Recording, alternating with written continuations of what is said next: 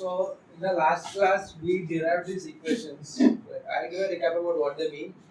So imagine you are in a frame S, like a reference frame, a coordinate axis, and another frame is moving with respect to you with a speed v in the positive x direction. Then if there is a point x, y, t with respect to you, look, what are the coordinates of this point with respect to the frame which is moving with respect to you? So that is what these transformations, that is exactly what is tell you. So last time we also defined a quantity, if you remember, called theta square. Do anyone of you remember what is dr square? Yeah. So the actual equation is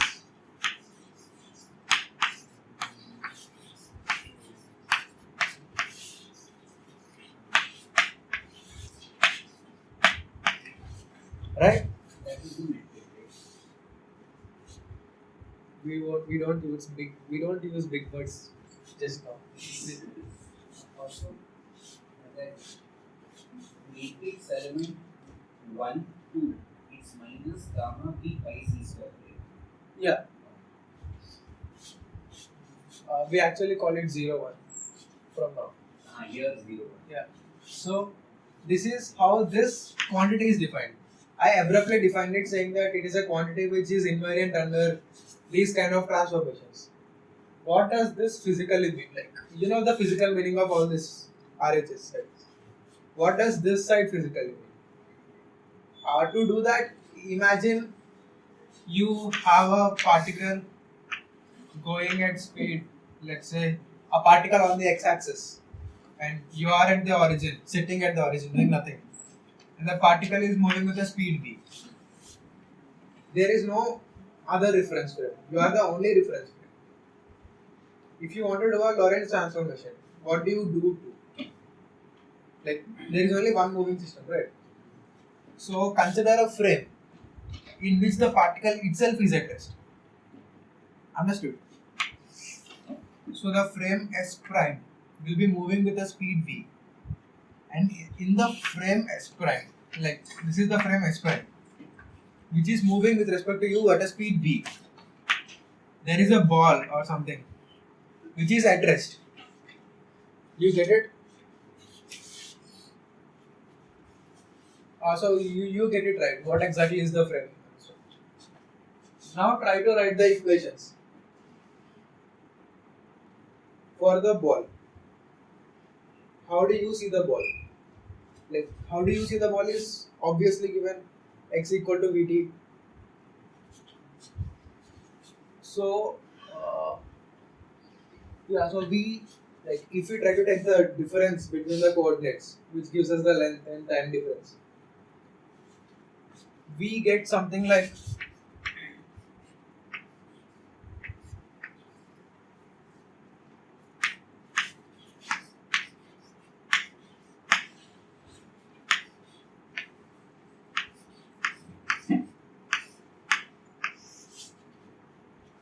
right? And like, remember this, and this is something which we defined for a point in a reference frame, in any random reference frame. You get it? Like, if you take a point x, y, z and t. If it's not only moving along the x-axis, then we get del x, del y, del z and minus v del t. That will be one. This one? Yeah, like, for a moment, just forget about this equation. Let's only focus on this equation where I defined this weird quantity, c square d tau square. So, if you are the rest frame, like, you are the frame from which everything is like being observed. This quantity is invariant. We showed it yesterday, right? Even if you move to any other frame, this quantity is invariant. Now compute the right hand side. Let's say in the right hand side the coordinates are x bar, y bar, z bar and t bar. Fine. Compute the right hand side in these coordinates. What do you get? C square dt bar square minus something something something. But then I told you to take a reference frame which is moving along with the particle. So what will be the variation in delta x of that? 0. Delta y delta z is obviously 0. So these three are 0. So this is the only thing which is there. So dt square is also 0.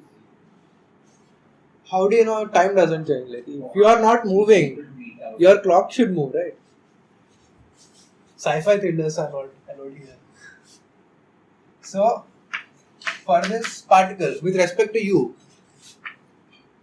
define this d tau square as dt square minus dx square plus dy square plus dz square by c square.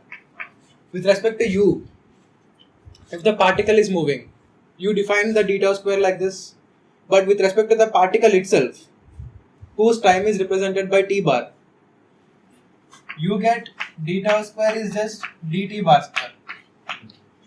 So now do you understand the physical significance of this quantity? So tau is the time seen by the moving object. You get it?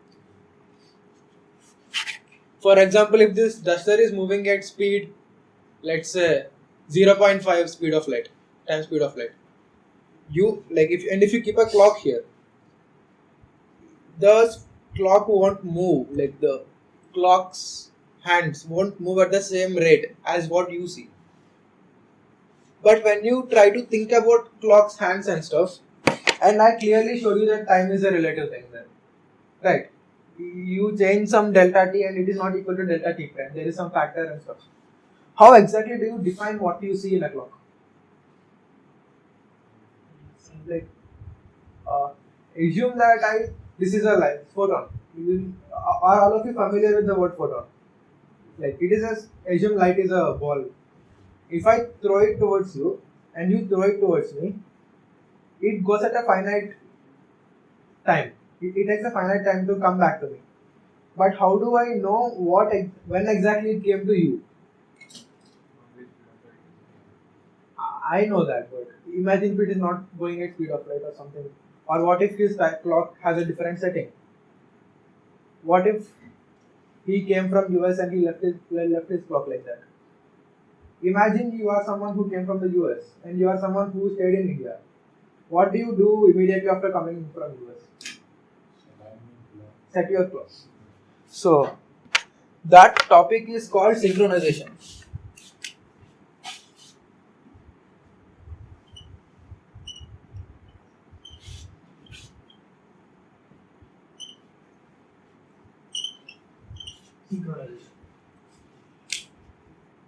So imagine you are looking at a let's do a thought experiment. What is your name? Divyanshi is here, and you are Arush, right? Yeah, Arush is here. So both of you have two clocks, but the thing is, you can't tell him what exactly is the time shown on your clock at some particular time.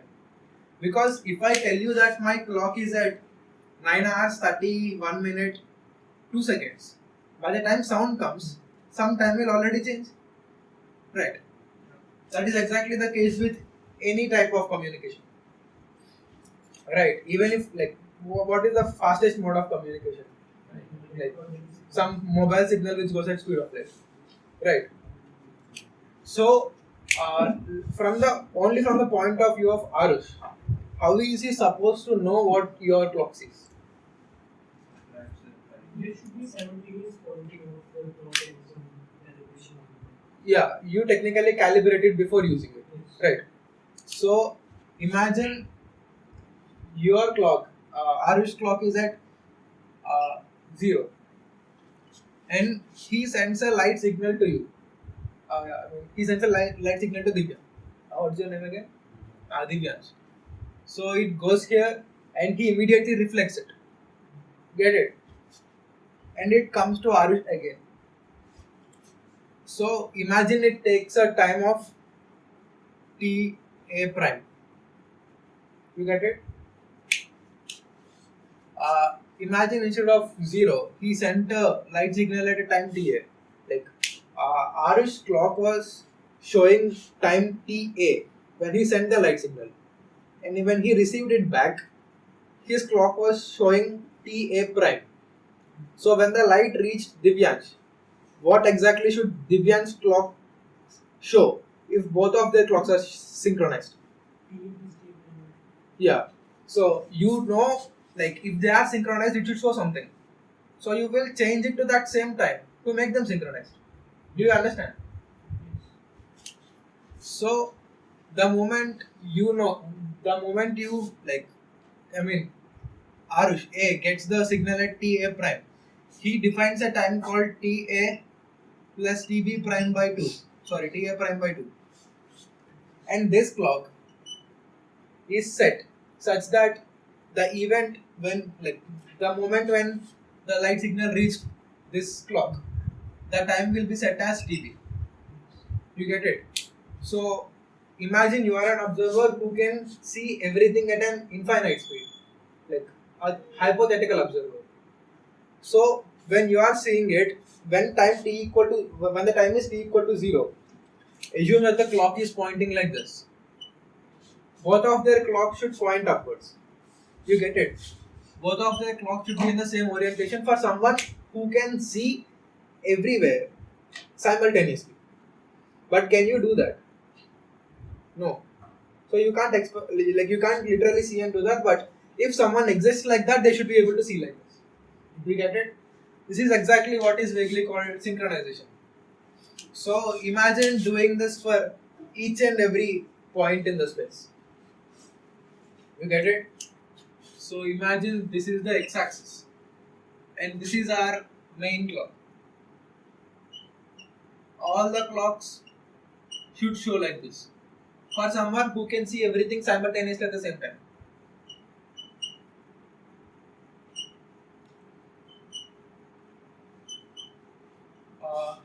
Now what is your name? Now Ryan comes, but he runs on this direction, and he will try to see what the clocks show.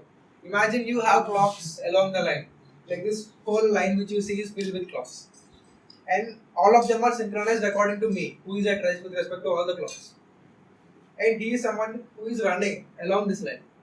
At zero distance. What? Like at zero distance from the clocks. In which direction? Like you mean running on the clock? Exactly. Yeah, assume it to be. Or see, then there's no need to reach from the clock to right. What? There's no speed of light delay from clock to right. Yes. That's all I meant. Okay, Ryan is a point observer. See, I told you there is someone who can see everything at the same time. That is our hypothetical observer. And I told you he doesn't exist. And that guy exists, obviously. So, imagine he is at the center, exactly at the center. And he is running towards this side with a speed v. What will he see in the whole line of clocks? You read Griffiths? Oh, fine. Okay, so we will actually try to know what it is. So can you tell me the difference between this clock and this clock with respect to Ryan? What is the difference between these two clocks? Apart from the time shown. The position is different. So imagine the coordinates of the clock are given as t, x, y, z. Omit this, omit y, z. Irrelevant. No discussion. Now imagine his coordinates are t prime, x prime. We have a transformation rule there, right? So in his coordinate system, every clock has a different position, right? So imagine you take this clock, which has a distance L from this, right? Now, what will be the time coordinate? Imagining that all these are set at 0 when like exactly at that moment with respect to us. The time coordinate is given by t prime equal to gamma into t minus b by c square into x. Can you check it? It is right? This way. So, let's say this is time d equal to 0. According to us, which means the t and x coordinates, all clocks have time t equal to 0. Right? So, this is anyways 0. So, the difference comes from the difference in the position between the two clocks. This clock is at position 0. Right? So, this is also 0. So, it should show t prime equal to 0. So, this clock points like this. What about this clock? That clock should show some time backwards. Doesn't mean it goes backwards in time or something. It's just the relative time. Get it? So this clock will show like this. Since these are proportional, this will show somewhere in between both of them. And this will be like this. And then at some point there exists a clock which shows like this also. You need not know. And how about these clocks? The mirror image of it. Yeah.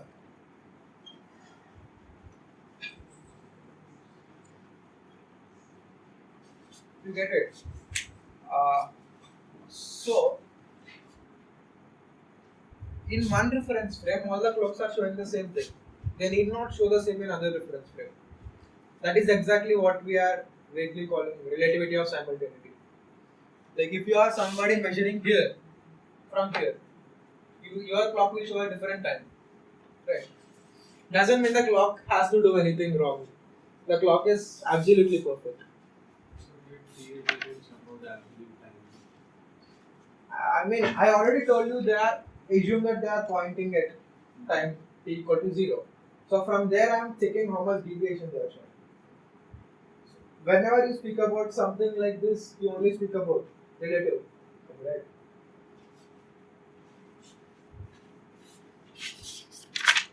So, any questions?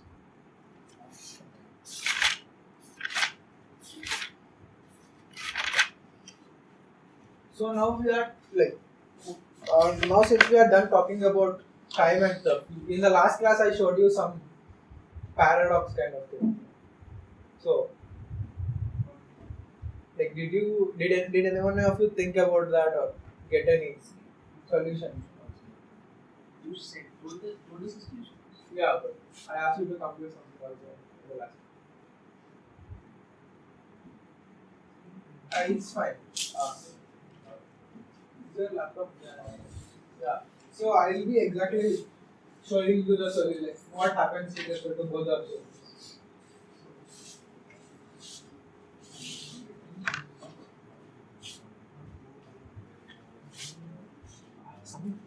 Can I pause it for a minute and start?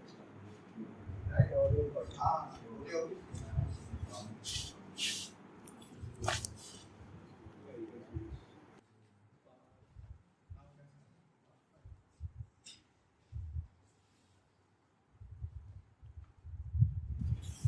You see same copy of two images, right?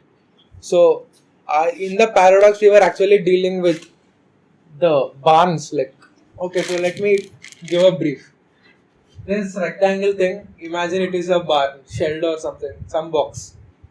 Same with that. And this is a rod or a ladder which you want to keep inside. So now the top part deals with the frame of the barn, the blue color box. So can you see the numbers there? Like this is approximately 2.5 units. This is only 2 units. So there is no like possibility of keeping it inside the box. But yeah, so the v which is being shown here is the speed. It is not moving because it is a snapshot. So if I change the speed, can you see it is slowly like shrinking? If you see the bottommost one, even the barn is shrinking because that is the reference frame of the ladder. So now does it fit inside the? But does the bottom one fit inside? No. So a continuation of this thing is like the green dots which you see. Are you able to see a green dot? Exactly when the, only consider the topmost case, exactly when the front part, this part of the rod hits this part of the bar, that thing will come exactly at this line. You understand? So I will show you a simulation. Let's do it with a very little speed. See, it is going towards that with the speed and this falls.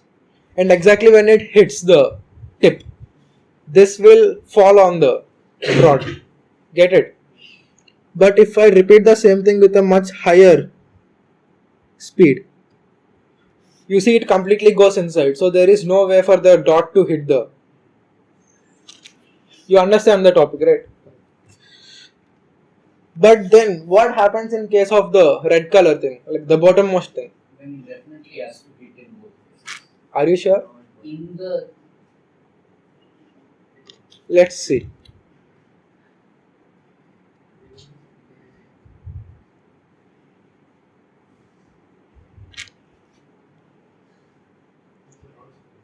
See, when it is touching, it is not coming to the bottommost point. When it crosses the bottommost point, it would have already crossed. Do you get a?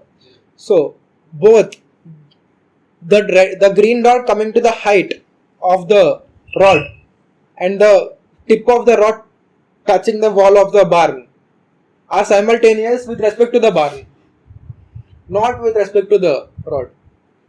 You get it? But then if we reduce the speed, like if the speed is not sufficient enough, even in the barn's case, barn's frame, for the rod to fit inside, then even in the first case this should hit it, right? So the same thing should happen in the second case also. But then even then they need not be simultaneous. So the reality, like imagine if the green dot has an ink or something. The reality is that either the green ink should fall on the rod or not fall on the rod. But like when what happens is simultaneous, at least in this case, most of the cases in which we are going to deal with. So you can also see a demonstration of length contraction where like when I go more closer to the 1, it becomes extremely small. Like the red color rod on the topmost thing will almost become 0 length, because last class we showed that length is proportional to the original length into 1 minus v square by c square. So when it reaches c square, which is 1, it should be like 0 length, 1 minus 1. So by the way, the v I am showing is actually v by c. So if anybody has a confusion, thus all speeds are just divided by c.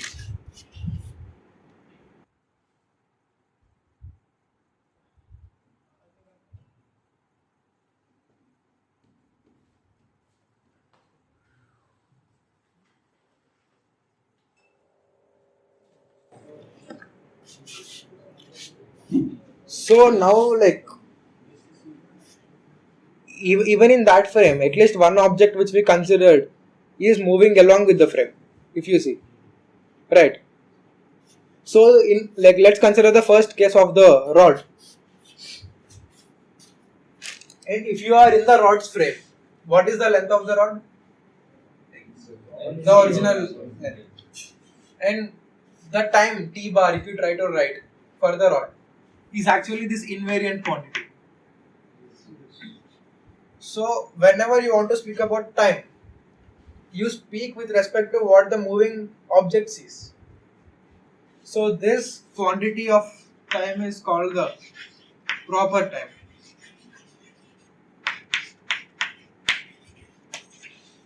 Fine. Just nomenclature. Now, like, we pretty much saw about position and time. How about how velocity is transferred?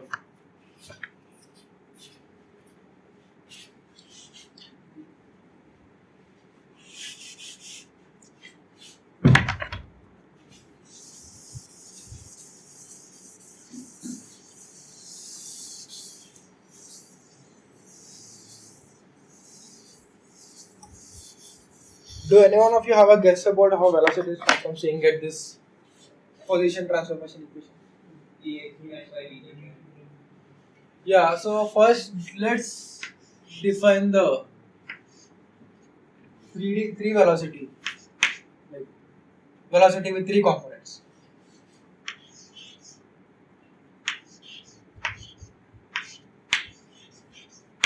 Fine, which is just d by dt of x comma y comma z, like shorthand notation. Just multiply it with dx by dt, dy by dt, dz by dt. Fine. Since we are only considering transformations in x direction, forget about y and z. For now. Yeah. So now, in the same way, I define this to be dx bar by dt bar, because dt bar is a time in that frame, dx bar is time in this frame. Now, tell me what will be dx bar. Minus gamma VT plus gamma x by dt bar.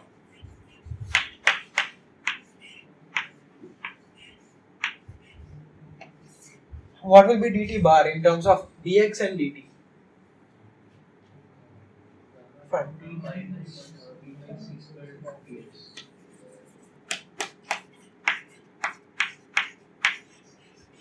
Cool. Now, what do you want to do? What you will do if you want it in terms of u rather than dx and dt? Obviously. So I take dt common, cancel them. Dx by dt, dx by dt. Dx by dt, dx by dt is just ux minus gamma v plus gamma vx by gamma minus gamma v. Sorry. Ux by c square. Gamma can also be cancelled. So I'll just write on top of this. So this is given as ux minus v by 1 minus ux v by c square. Did you ever see only the numerator? Galilean transformation. So according to Galileo's time, light travels at infinite speed. Like at least at that time, it is very high speed. So if you take this to the limit infinite, you end up getting Galileo's transformation. Get it? In this, dx is in the first step, right? Dx is in the Like in the expression. this one. Yeah. Yeah. dt is also in that. Change that way. So Yeah. dx by dt v and not ux. No. So the nomenclature, the definitions are v is the speed at which the frame is moving with respect to the other frame. Ux is the speed of the particle or point in a non-moving frame, and ux bar is the speed of the moving frame. So this is the transformation for x. And if you remember, while writing equations for y and z directions, they don't change.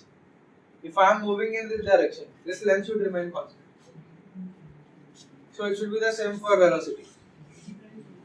Is it? Divide 1 by dt and the other. Yeah. Time is right? Yeah, time changes. So uy is defined as dy by dt. Fine. Uy bar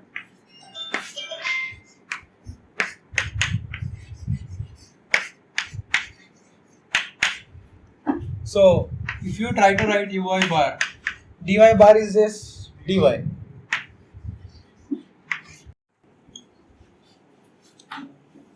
Thank you.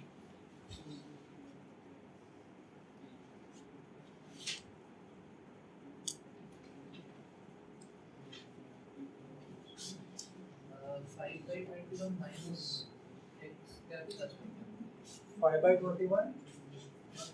Minus 10 by 21 x square plus 1. Plus 1.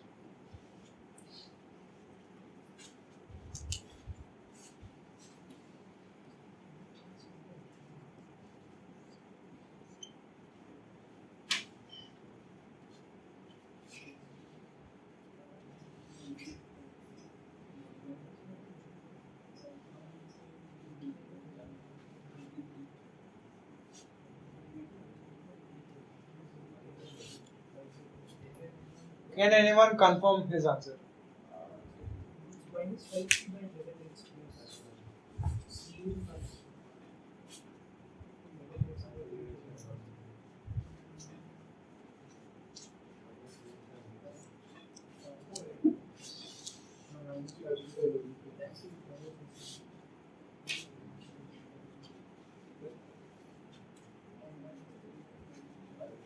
Gamma is just root or 1 by root. 1 by root over 1 minus x square by c square. Yeah, good question.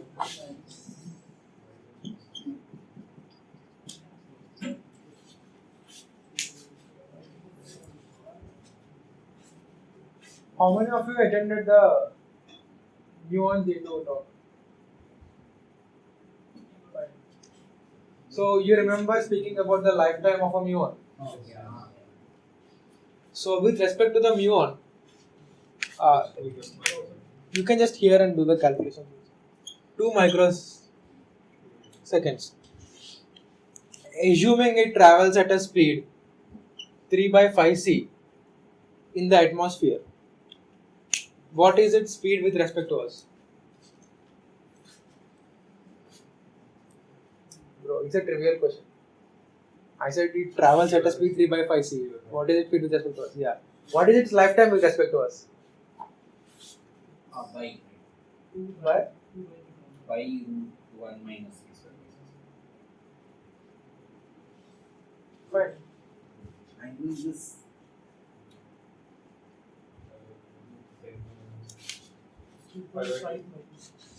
Yeah. How about the answer for the previous question? Yeah. What is your answer? Bro, this one is very nice. Oh, huh. Minus 10 by 21 extra plus 25 by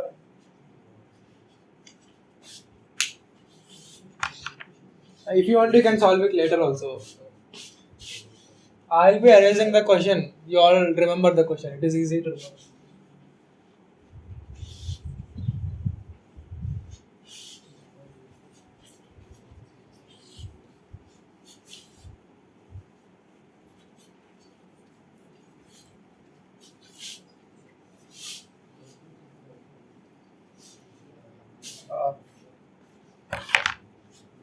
It's fine, you can try that question later also. So, take a look at the transformation equations for the velocity versus transformation equations for the position. Which one is nicer? First one.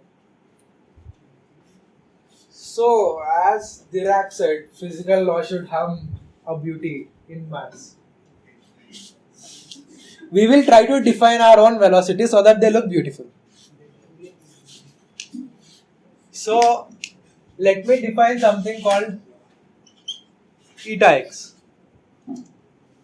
It should be a kind of velocity, but it should make my transformation equations look much more good. So you can say that why are you doing all this? Just transform t goes to it and you get Euclidean geometry. People did that, but this one ended up being the better one for advanced physics. So you said that one was nicer, right? So try to get a velocity which transforms like that. One of the options to do that is to define it as dx by d tau, because dx transforms like that. You get it? Dx transforms like that transformation equation. Experienced by the particle dx by d tau should give the velocity.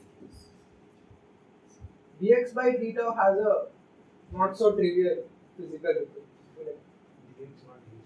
Because dx is something which you are saying. D tau is something which the particle is experiencing. So dx transforms with respect to the Lorentz transformations, right? But d tau doesn't transform because it is a Lorentz invariant quantity. Anything which doesn't change with respect to Lorentz transformation is an invariant quantity. So even without calculating, you can just write same matrix for that. So let us write eta x bar. How does dx transform?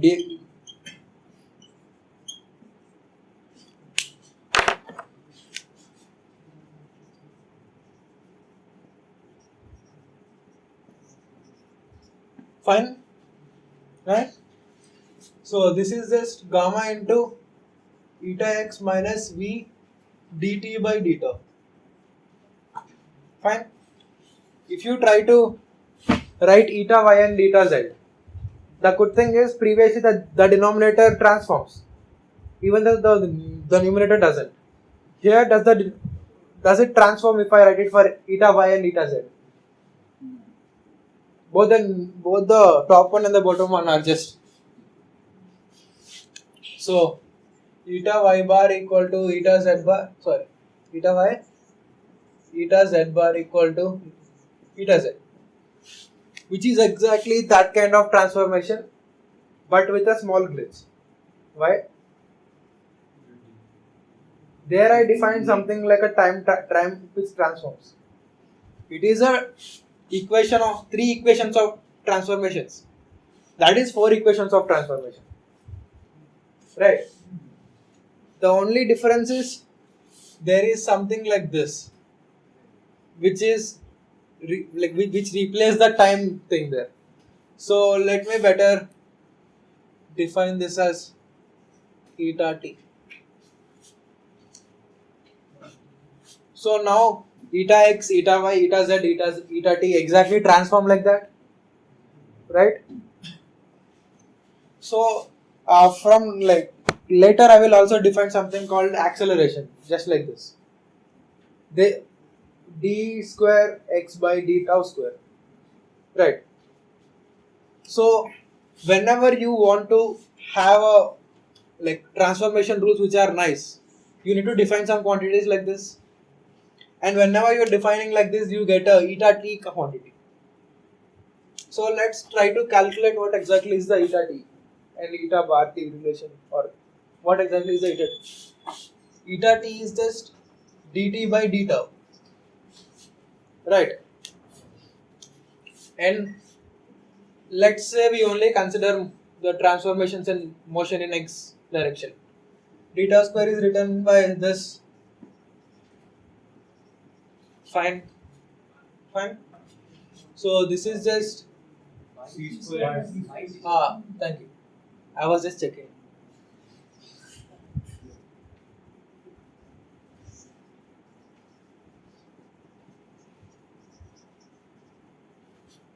So if we say that there is a so this thing is written in terms of the frame of the moving body, right? So if the moving body is moving with a speed v, do you understand? D tau is written in terms of d tau is the time like proper time, which is the time experienced by the moving body, and we are going to a frame. Okay, let me phrase it properly. So there is a ball or something which is moving in the x direction, and its coordinates are given by x and t. Y and z are trivial. So when you try to go to the frame of the ball, and if you write the time experienced by that ball, you get it as d tau, which is the invariant quantity we previously defined. Fine. This is just coming out to be gamma. It's not now.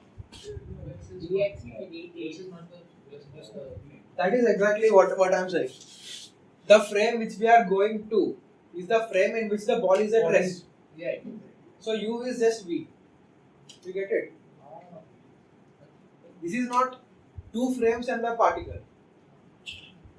It is a frame and a particle, and you are writing another frame which is the frame of the particle. You get it? So now you just divide by dt, and you get 1 by root over 1 minus v square by c square, which is just gamma. Fine. So previously, whenever you talked about velocities in Galilean picture or on the Newton's picture, you always spoke about a vector which has three components, right?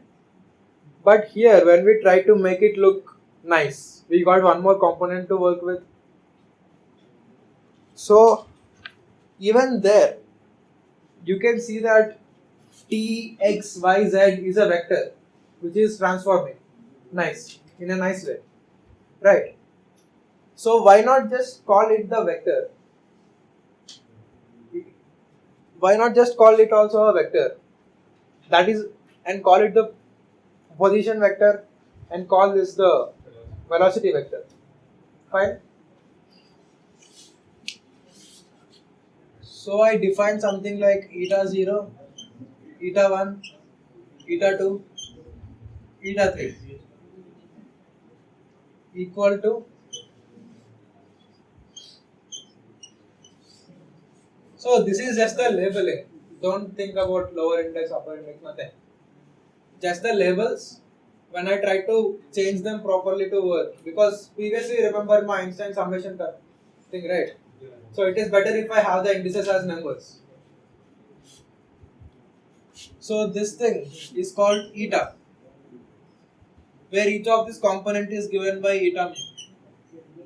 It is called the proper velocity. Like you can draw a tangent from the proper time which I defined. Similarly, you can also define proper acceleration. So now it is the time to define something called a vector. I just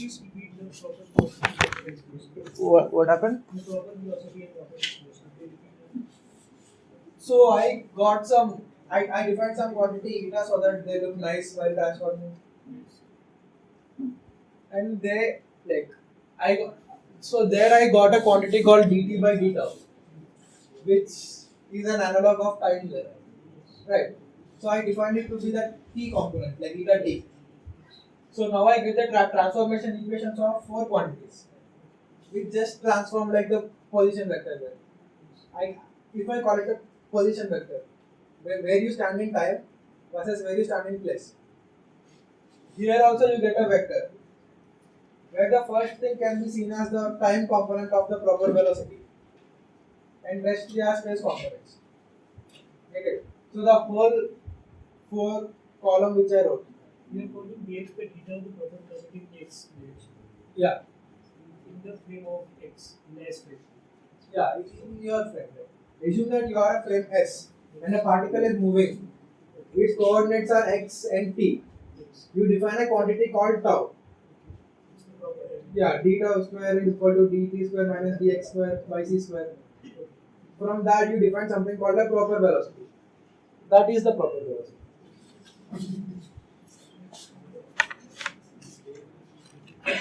So now I call that a vector, I call this a vector. How exactly do you define a vector? Arush, do you have any answer for what is a vector? A vector is something that has a magnitude, direction, and transforms like a point under rotation translation. Okay.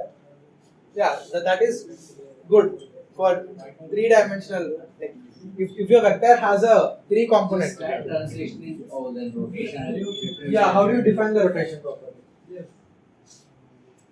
See, when you are working with the Euclidean coordinates, you wrote some equation like that. If you remember the rotational. So then it is the rotational transformation. Now it is the Lorentz transformation. If you actually see, I wrote a quantity, right? D dot square equal to dt square minus dx square divided by dz square.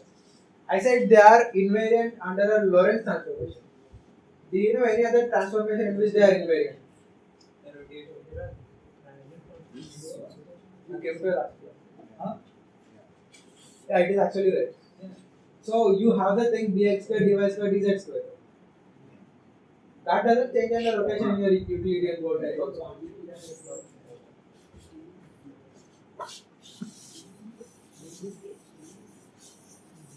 So now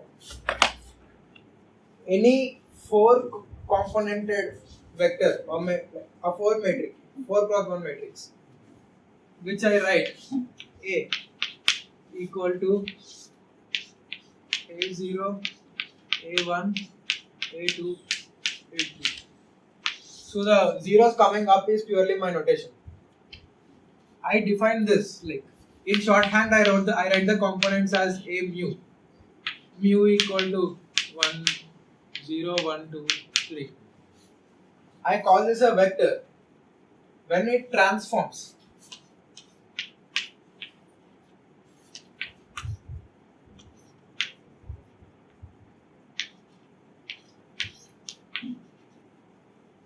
So this is just your matrix multiplication.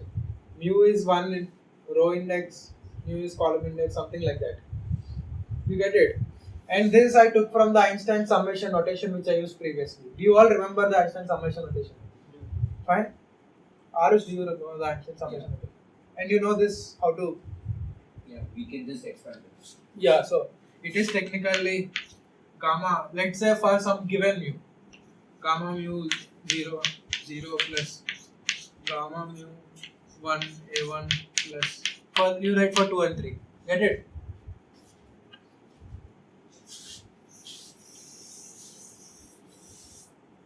So like when I try to define vectors in the 4 dimensions kind of thing I'm working on. Are you all familiar? You came to the algebra topic, right? Where I defined a dimension like that, not like this physical dimension. So when I'm working with vectors which have 4 components, I tend to talk about 4-dimensional objects. So when I'm working in 4 dimensions, I kind of define a vector like this, where something is transforms like what I want. You get it?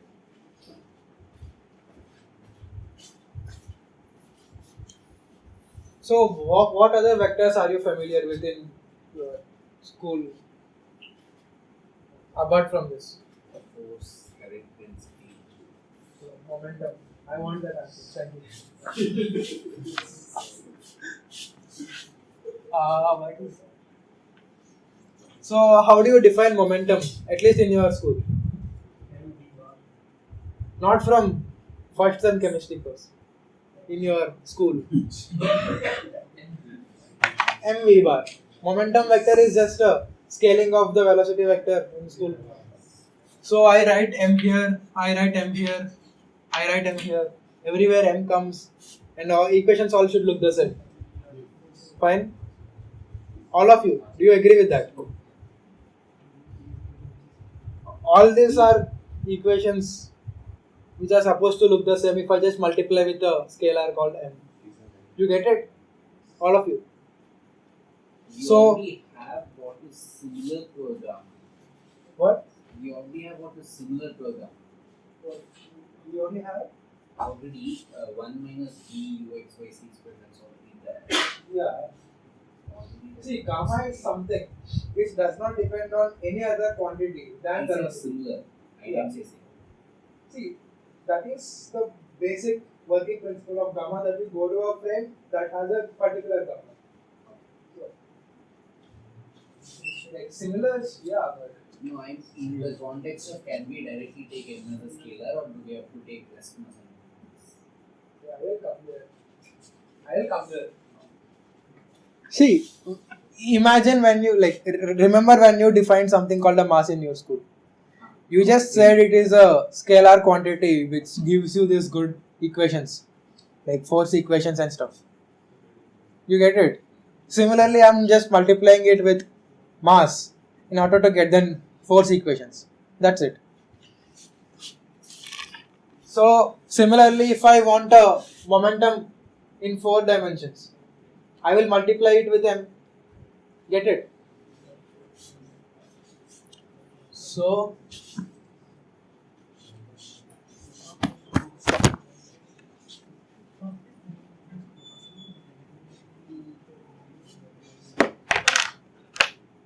how am I supposed to define P0? M into eta 0, can you all see? Which is just m into dt by d tau. T is with respect to the coordinate, tau is with respect to the particle itself. And similarly, I define for the rest of the components.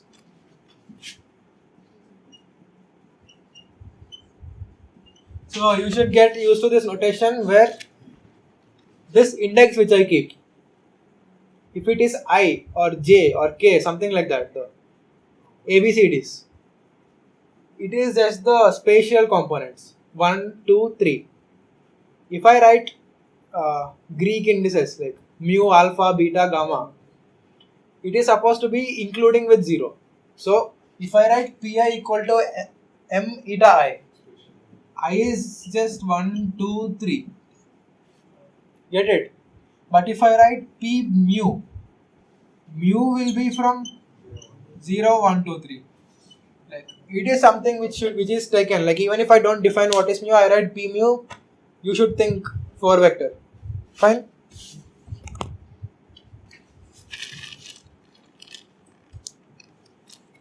So from this I define something called a momentum 4 vector.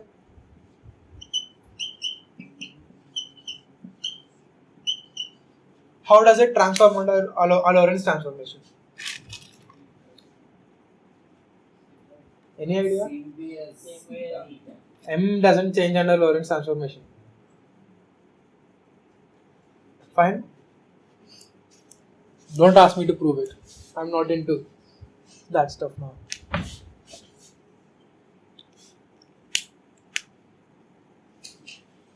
So previously we calculated eta 0 component. Do you remember what exactly is it equal to? Eta 0 component. Gamma. So what is P0 component? M gamma.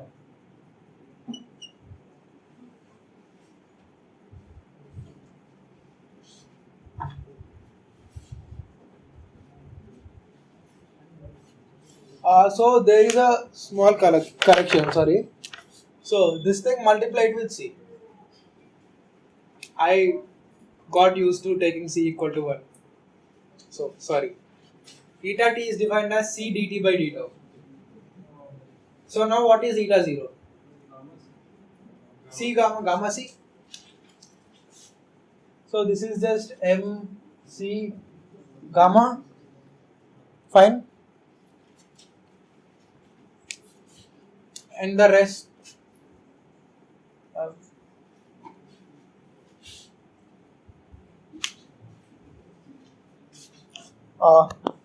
like these transformation equations which I wrote are when there is a frame which we are seeing with the original frame, and there is a frame which is moving and a particle which is moving with respect to me, and these transformation equations are with respect to the moving frame. Now imagine if I try to write the equations with respect to the particle itself. What will be ui, uz, ux? S is the particle speed. What? S is the particle speed. S prime is the particle speed. So the particle is at rest. They would be equal to US. 0, 0, 0, m gamma square, m gamma c. Do you get it? You get it because uy uz is anywhere 0 because the particle is moving straight. And I erase the ux equation, but it will be ux minus v, and v is technically ux because we are going to the particles frame. Do you understand? So when you go to the particles frame, like if I try to write in the particles frame, this 4 vector is just m c gamma.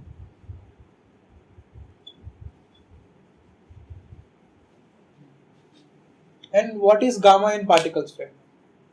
What is the speed at gamma is just 1 by root over 1 minus v square by c square. V is defined as speed of the particle with respect to you, with respect to your frame. And in my frame, what is the speed of the particle? I am in the particles frame. So what will be gamma now? 1. So in the particles frame, this is mc². Get it? And in any other frame, you get something like this: 1 m eta 2 m eta 3. Fine.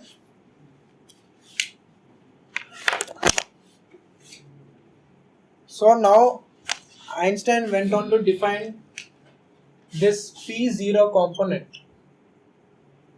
as the relativistic energy, relativistic plus kinematic energy of the particle divided by c.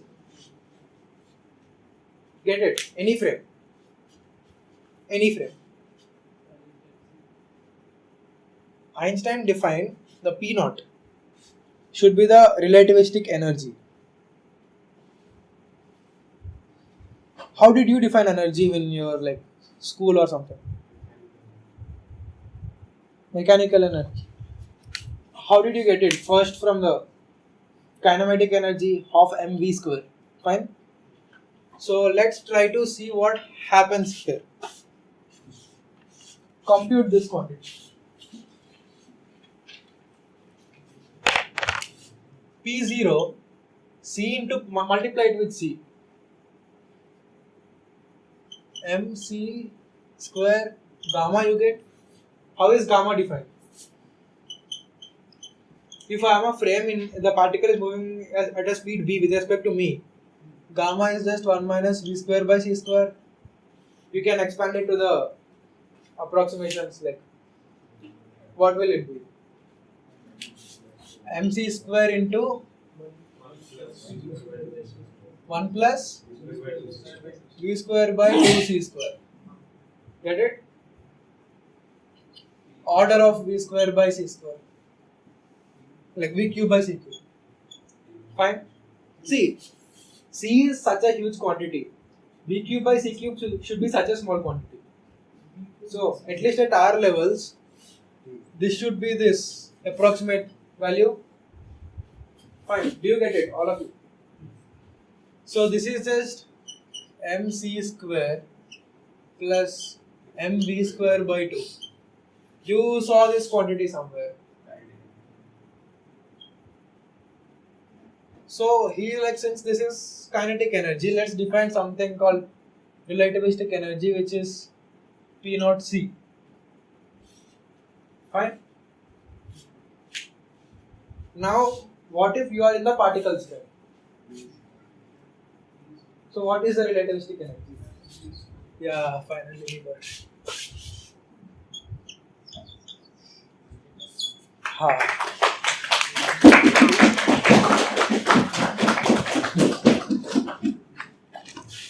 So this is the, why do I need to introduce again? Energy mass equivalence. Fine.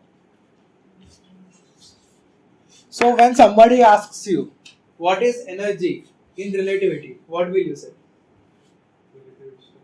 Yeah, like equation. Equal to what will you say? mc²? Gamma mc². mc² is with respect to the particle itself. So with respect to anything which is moving, like this is moving, I can't say the energy of this is mc². This has some velocity with respect to me, so it has a gamma, so it gamma mc². But now it is at rest. Gamma is 1, that is exactly why I will say it is equal to mc².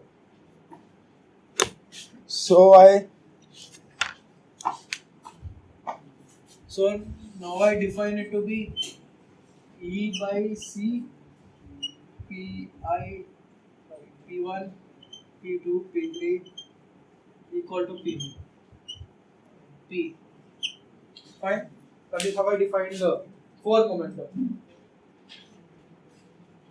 Now, when you do for that JEE problems, whenever momentum comes, like 2 objects are colliding and coming back, what will you first use? Conservation of momentum and conservation of energy. Total conservation of 4 momentum. Fine, you get it. So, imagine you have 2 particles. Like, now forget about that, only x-axis motion. This is randomly moving, this is randomly moving. This will have a 4 momentum P1 mu, like components of the 4 momentum. Fine. This will have the components of 4 momentum T2 mu. Fine. And you know how, like, I just wrote it as a 4x1 matrix. When you try to add them, just the individual components get added. Fine.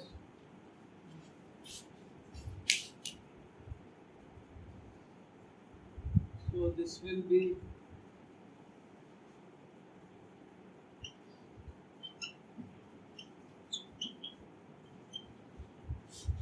we are exactly now going to deal with collision problems.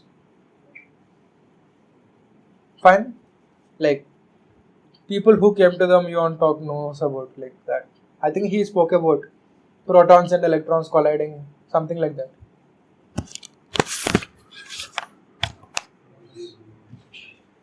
But then, like as he also told, what?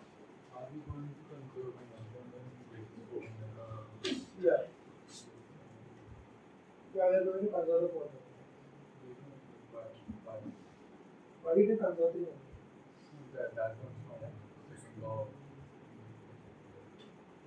Okay, so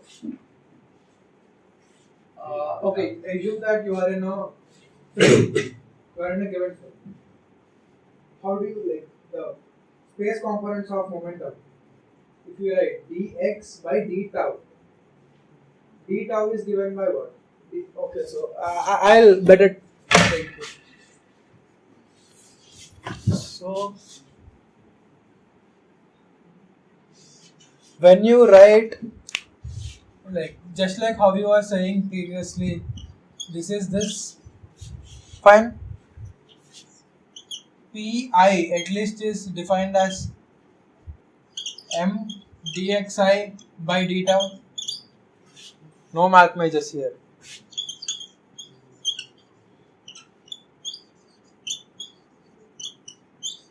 Fine. Everybody cool with this? Fine. Now this you saw before. Pretty bad notation. Like even vectors I call them p bar. P bar I into dt by d tau we already know. Gamma.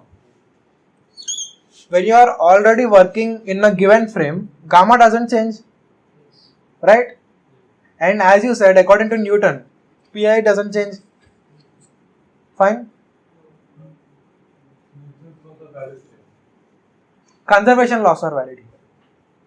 See, I think it is in NCRT, right? Like conservation laws come first and the Newton's laws come second. Even in Siraj's talk, I think he was saying this. Conservation laws are the ones which come first and you draw everything from them.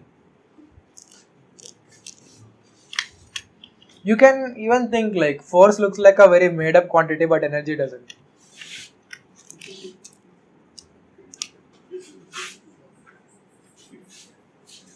So the crux of all this discussion is conservation loss code. Fine. So P mu in a particular reference frame is conserved. See, if I go to a different reference frame, they are obviously changing. In a given reference frame, no matter where I am seeing, like when I am seeing, they are always conserved. Fine. So now, So P1, P2, P3, we know that like including the also we know that they are conserved, but we're just extending that topic from these. V0 is what? Energy times something, right? Oh. Yeah, I defined it to be energy. And C is anyway. See, in all these motions, you never encountered a potential energy. You just encountered mc² plus mv² by 2 plus some extra terms. So kinetic energy should obviously be conserved and mass doesn't change. Mass doesn't change. The one you read might be about that. Rest mass and stuff. That is redefined later. I'll tell. So just some basic NCERT questions. Forget about relativity. But you are in 11th standard now. This is going with the velocity v. This is going with the velocity v. This has a mass m. This has a mass m. And both of them collide and they get stuck with each other. What is the mass of this? 2m. So what should be the energy of this? If it sticks, it's inelastic, so 0. Fine. 0. Nice. Now let's try to use our quantities like 4 momentum. And let's try to conserve 4 momentum. Can I erase this?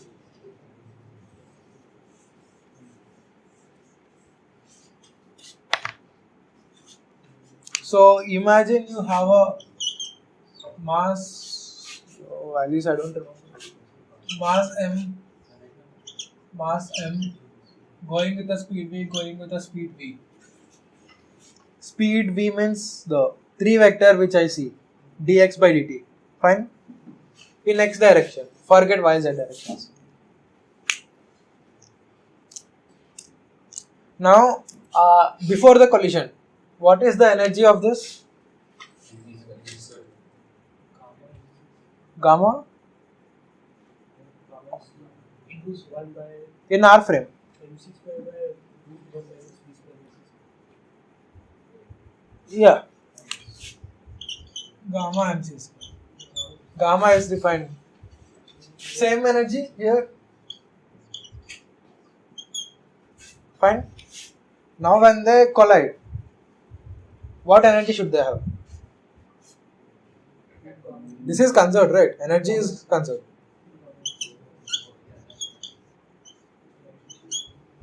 Fine. But let's say that they get a mass m prime.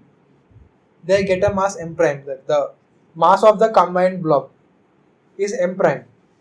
And this is at rest now because of conservation of momentum. Can you all see it should be at rest? Right? So there is no potential. They can bounce. No potential energy, no gravity also. That comes later. So let's say this is the total mass is m prime. What will be the total energy? M prime is c². Gamma is 1. So now can you say what is m prime?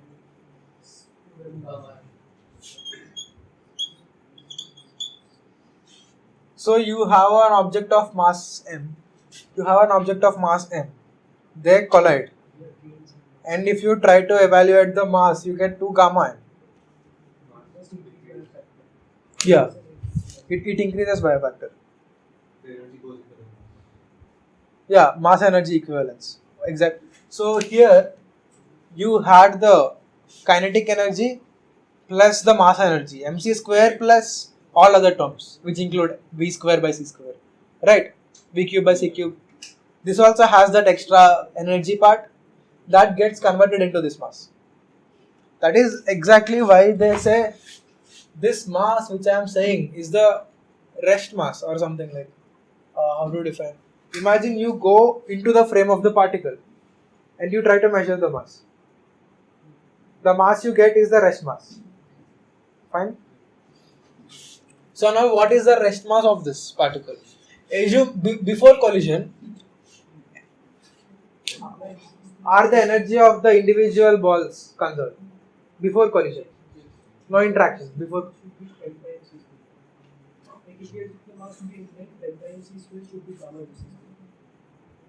Yeah, so the mass, so the rest mass of this mass, like the ball, is gamma m. You get it? All of you.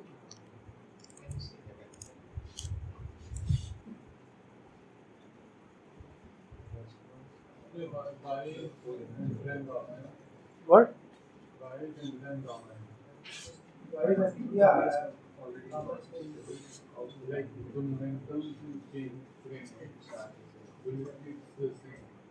No.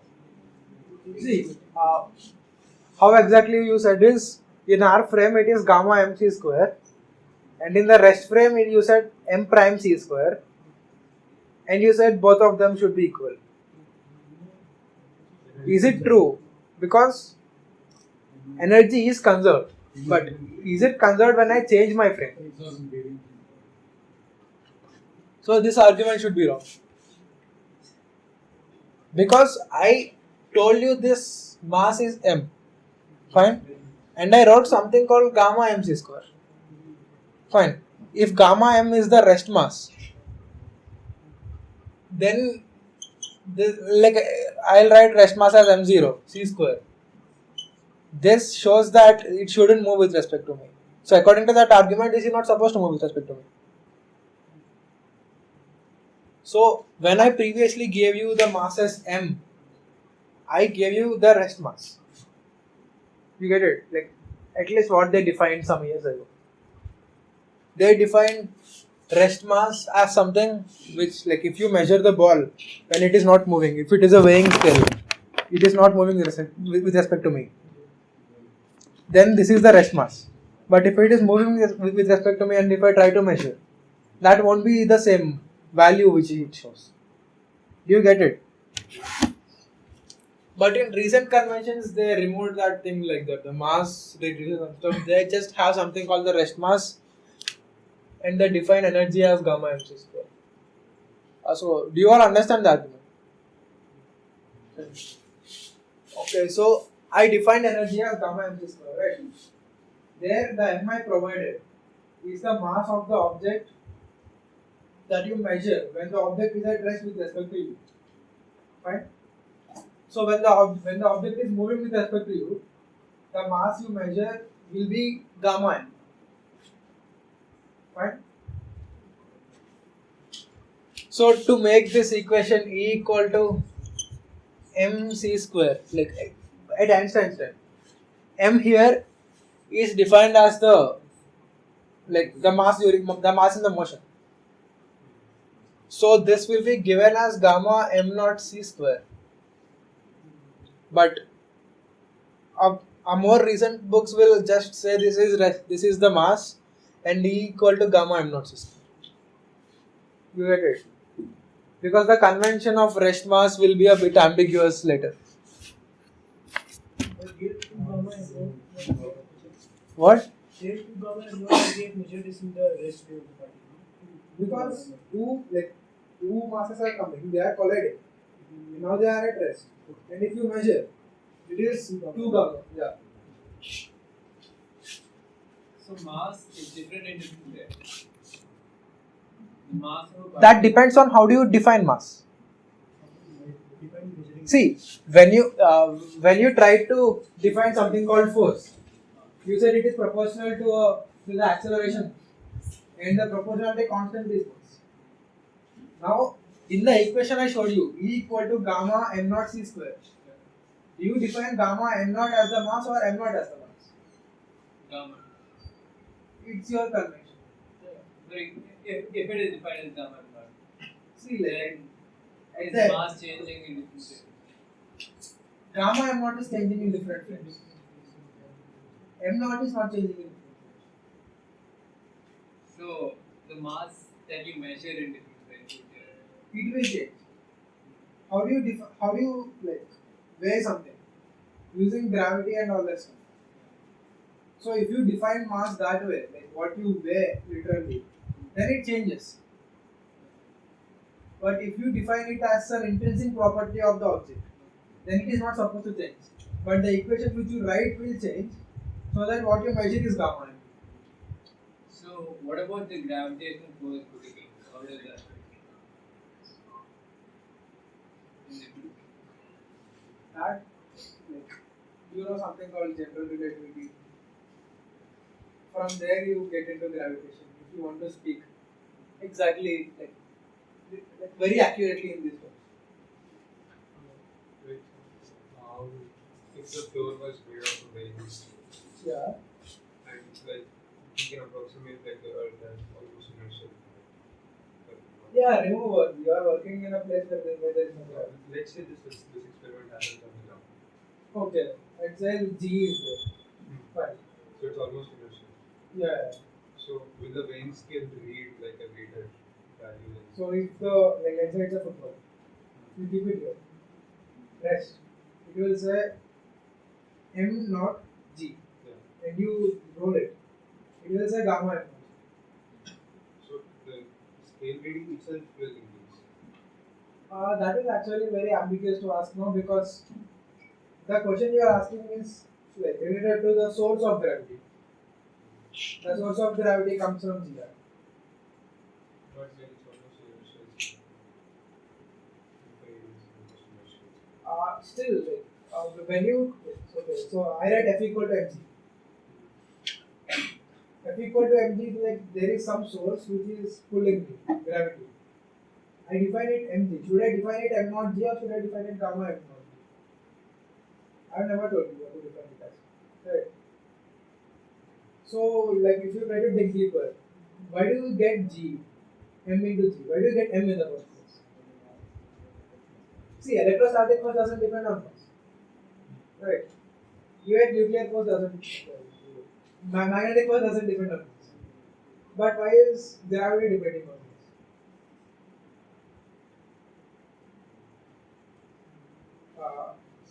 I will go a bit tangent. Isn't that a bit vague to us? Like it's an answer only gravitational force depends on charge, nothing else. Yeah, but charge and mass are actually extremely different quantities if you go to particle physics.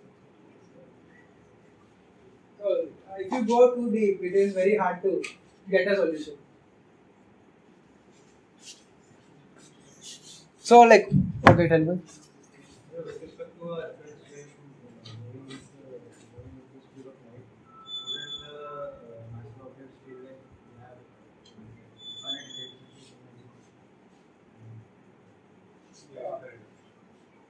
Yeah. Like, see, that limit v equal to c is a singularity.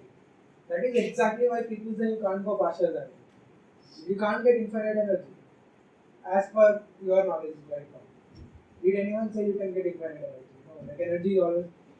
Did you read Feynman's lectures on physics part one? He just consider electrons, like, sorry, energy to be wooden blocks which you can't break. And in this whole universe, there are finite number of wooden blocks. So, according to that, if you want to accelerate a particle to that speed which you want, you have to provide it some blocks, some energy. But there is finite amount of energy. So, a particle can never reach perfect speed of light. People have made particles reach 0.99 times speed of light, but never 1 into speed of light.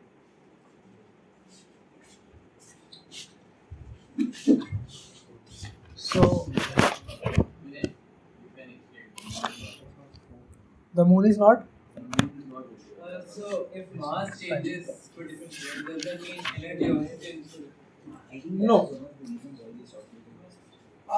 Sorry, yeah. Because energy is something which transforms, right?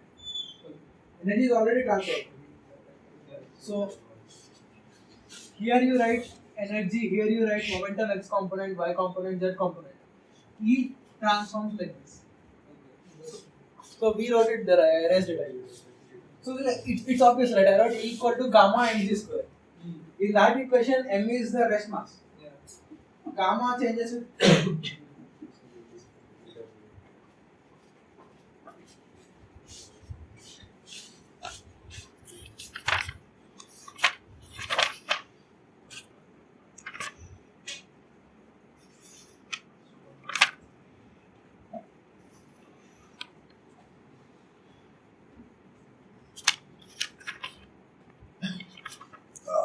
so for the sake of completeness, you are asking an experiment about finding the mass using -2. You said force. Assume instead of working with gravity, you go to space where there is no gravity.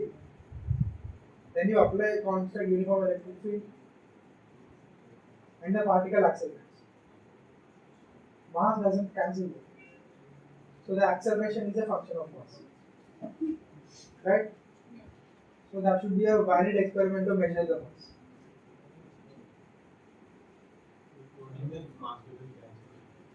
So if you write in terms of gravity, mg equal to ma equal to g, so you can't define mass properly using gravitational measurements. But if you write ma equal to qe, then a is a measurable quantity. That's not a measurable quantity, so you can measure mass.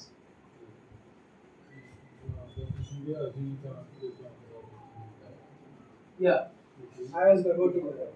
Yeah. So how do you know firstly the charge? This is an invariant type.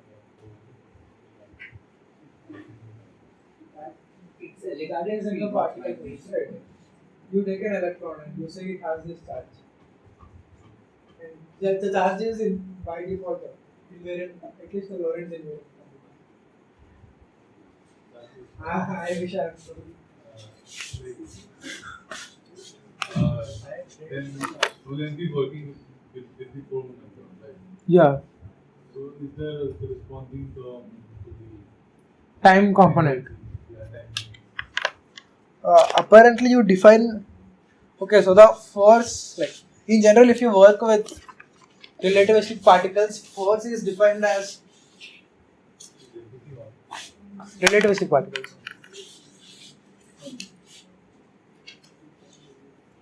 Force is defined as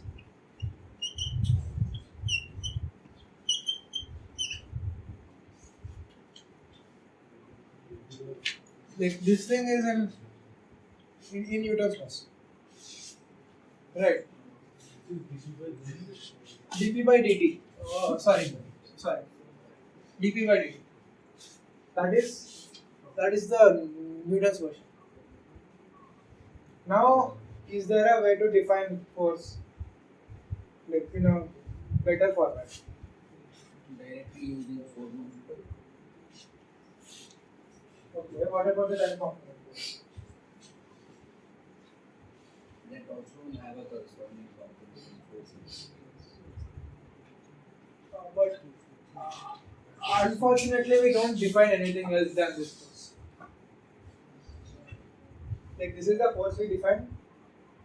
We know time as a function of like proper time, and we can write the components of 3 momentum Okay, we take as a function of 4 momentum. Yeah. Then you work with the force. So there is no counterpart as per now. At least like later you might get. So you can relate this with the previous lecture on Lagrangian and Hamiltonian mechanics, right? That is much easier to work with because energy comes as a very good quantity in relativity. And Lagrangian and Hamiltonian mechanics doesn't like forces.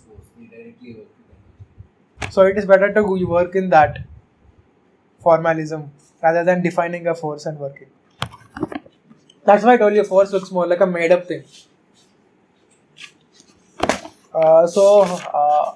Now we will go into something called Minkowski diagrams. They are pretty easy to think of. Like, so can I erase this? Like, this is the definition of a vector.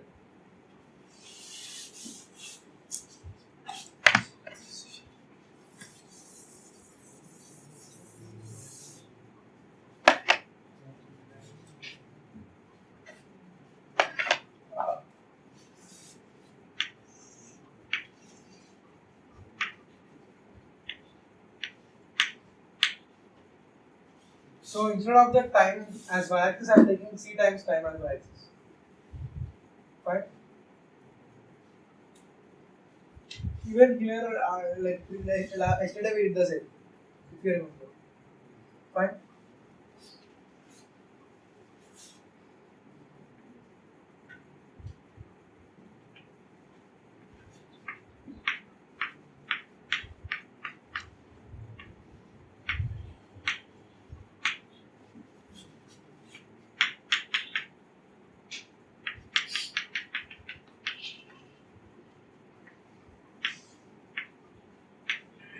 So what do you know any like? Does anyone of you know what those lines, the dashed lines represent?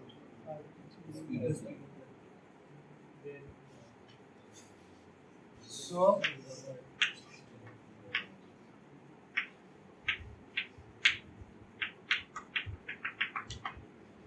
imagine I have a massive particle.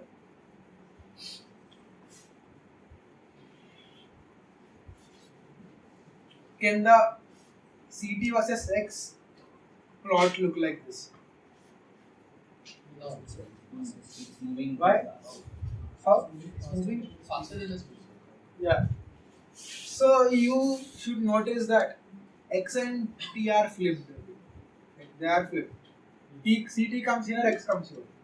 So a particle which is not moving in this X and T reference frame is represented by this. A particle which is not moving in time is represented by this. A particle which is moving at speed of light is represented by this. So anything which moves slower than speed of light will be represented by this. Fine. So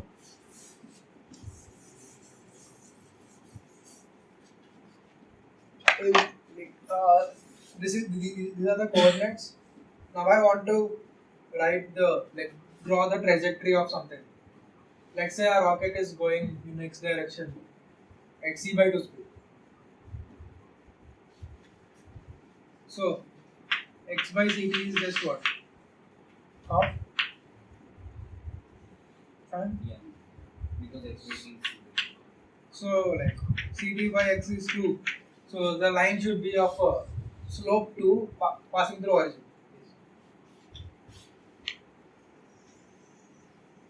Something like this approximately. So this line is called a wall line. Double.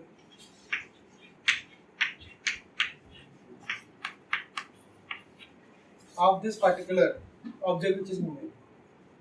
So whenever I draw something randomly, it means that it's the trajectory of the particle. So now you tell me, can I have a particle going like this? What does that represent? Like it almost becomes straight. A particle which eventually comes to rest.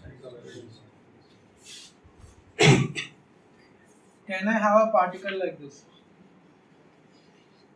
Like these two are parallel. Exactly parallel.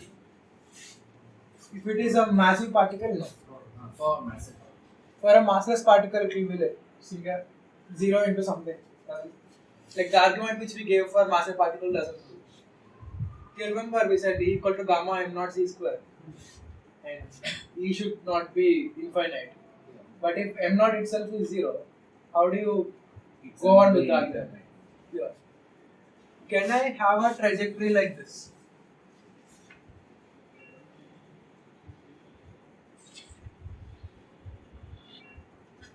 Yes. Yes, it just means negative velocity. Yeah, it's going That opposite direction. Yeah. How about a trajectory like this? No, it's going faster than light. Where? Going faster. Here? In a lot of places. Just above the nearly horizontal. Yeah. Now that How about a particle going like this? No. It's going backward and also. Exactly.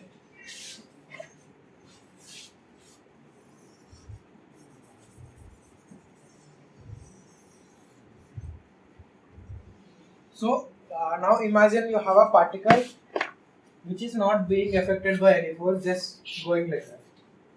Fine. For that particle, there exists an invariant quantity called d tau.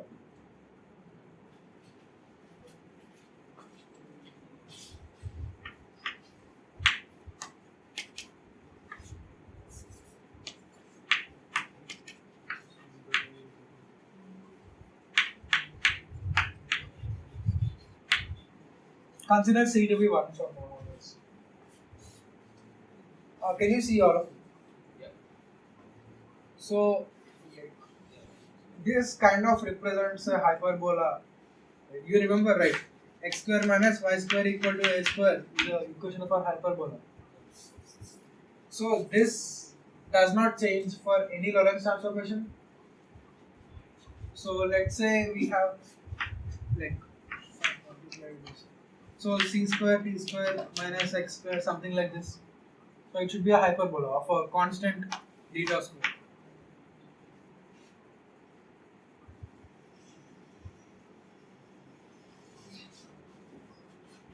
Fine. Now, if that particular particle is here, see, this is something not like a xy graph where the points move. Like if you try to plot xy graph in Desmos and you turn on the time, the particles move on the road. But here, if I say that there is a point at a particular x at a particular t. Like I need not mention that there is a point at particular time, because by default a point means a point in particular t and particular place. Now, like let's say now I consider a different point whose coordinates are just the transformed coordinates of this. It will also stay on the same hyperbola because d tau square doesn't change. The integral d tau square doesn't change. It will also be here, it will also be here, it will also be here. Fine. So previously I was defining something called a vector, right?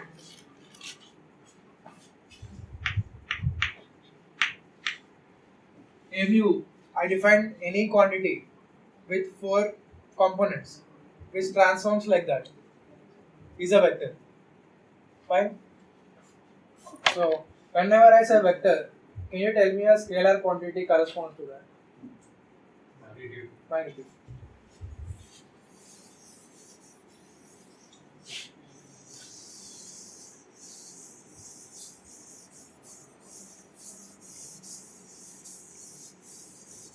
So here comes the problem.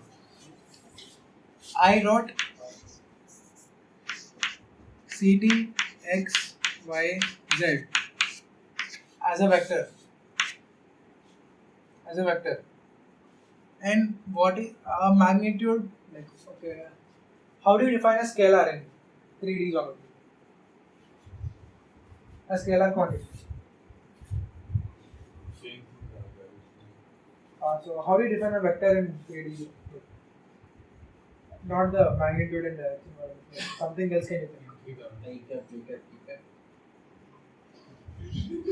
Okay, so not close. In the basis. Imagine a 3D space and you have a vector.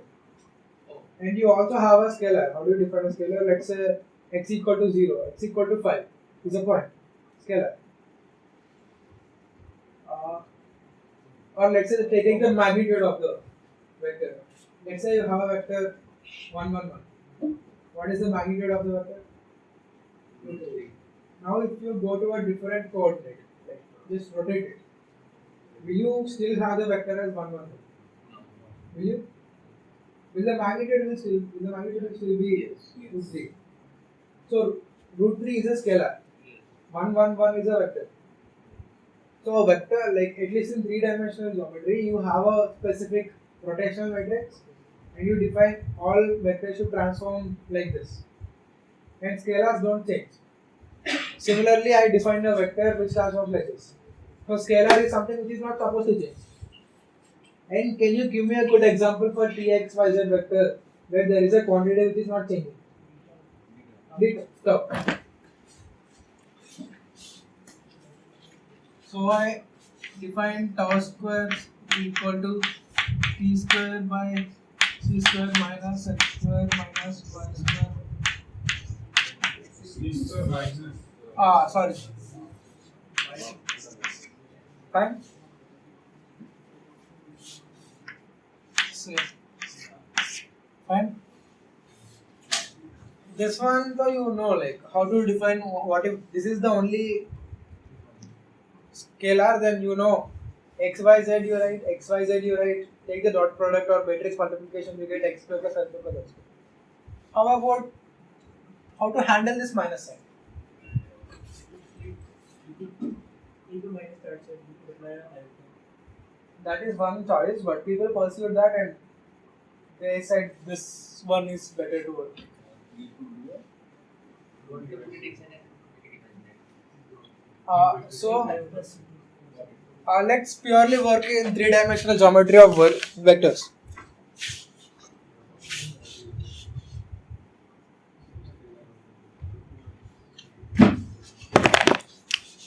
You have a vector 1,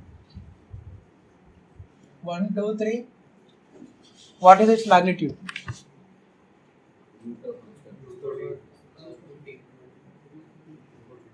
Something. Root 14? Yeah. So now consider this quantity. What does this equate to? The magnitude square.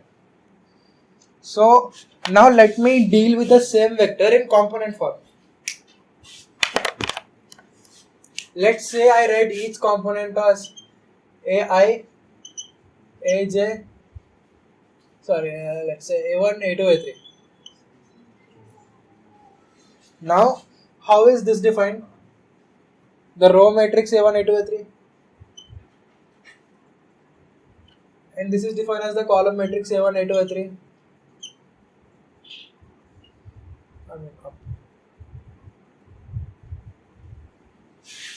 Fine. Now you multiply, like this is just sigma ai I equal to 1, 2, 3. Fine. If I want to do something, okay, so are these two vectors equal? Is the row vector and is this column vector equal? When do you say vectors are equal in your linear algebra?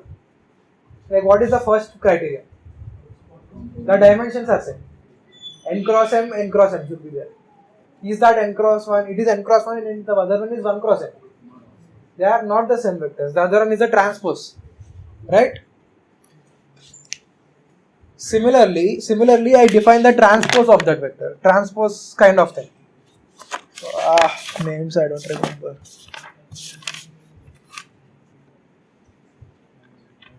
So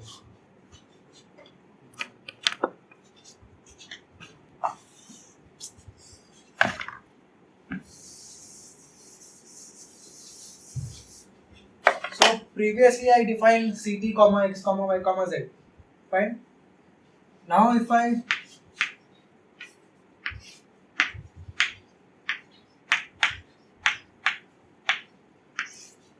this is a vector where x0 is defined as ct, x1, x2, x3 are x, y, z. Fine. Yeah, and then you define c d tau square as the actual d tau square time, because we are just scaling all the times multiplying with speed of light. So now I write d tau square equal to c square dt square minus x1 square minus x square minus y square minus x square.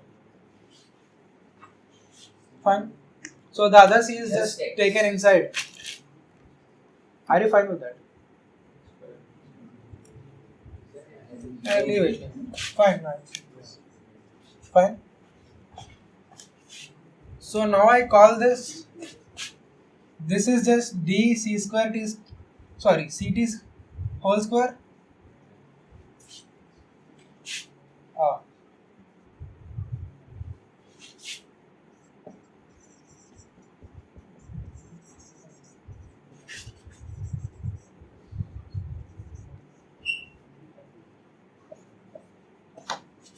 Fine. Now I am defining this as the new coordinate d x naught square. So a good way to just leave that c and work properly. I'll just define this as d tau square. See, d tau square is something which is arbitrarily defined, and the physical intuition of this is the time seen in the clock when you go into the particle stream.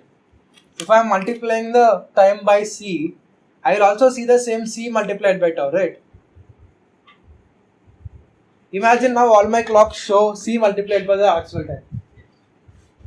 Now if I try to measure tau, you will actually see c into the previous tau. So I am just redefining it to be tau. Fine. So now, following that analogy, if I try to define x0, x1, x2, x3, I take a dot product, I get x0 square plus x1 square plus x2 square plus x3 square. Is it invariant under the Lorentz transformation? How can you say?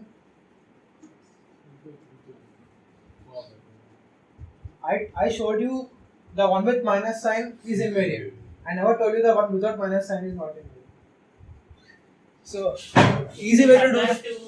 2d square from that. Yeah. That's not invariant. Yeah. So invariant minus not invariant is not invariant. Fine. So, is there a better way to define this analogy to the transpose matrix? So that I will get the d tau square as a scalar quantity. So now I define a vector x0 minus x1 minus x2 minus x3. Now if I take the dot product of these two matrices, vectors, you get x0 square minus x1 here. So if this matrix is defined with components, this vector is defined with components x mu. Fine. So the row and column matrix is an analogy. Think about all of this as a quantity with 4 components. So it is a single index quantity. Fine, single index quantity. So this has a single index where mu goes from 0, 1 to 3, and you get this, and this has a lower index. This thing is called contravariant.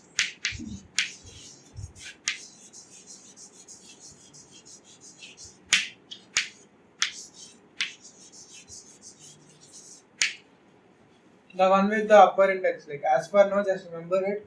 The one with the upper index is called contravariant. The one with the lower index is called covariant.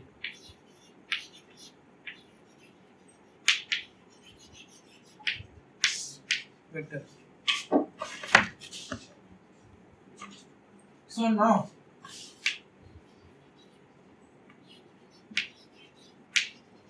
what is this? Beta square.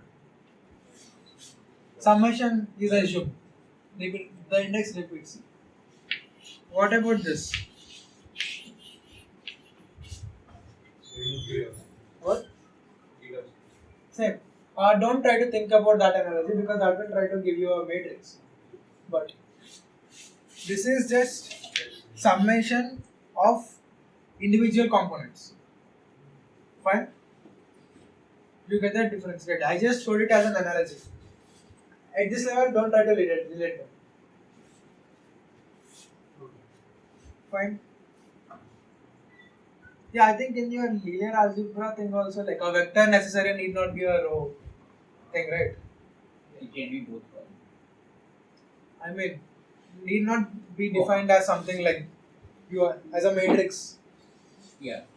So just think of it as an abstract thing where you have 4 components, and if you get minus, like if they are multiply, okay, so yeah, so these are defined as x0, x1, x2 and x3.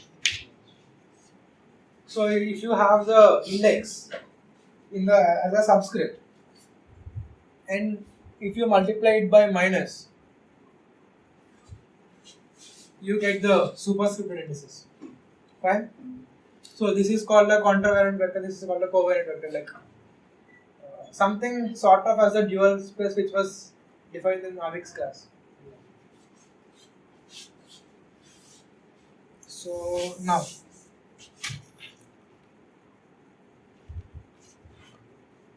now if I try to make it more abstract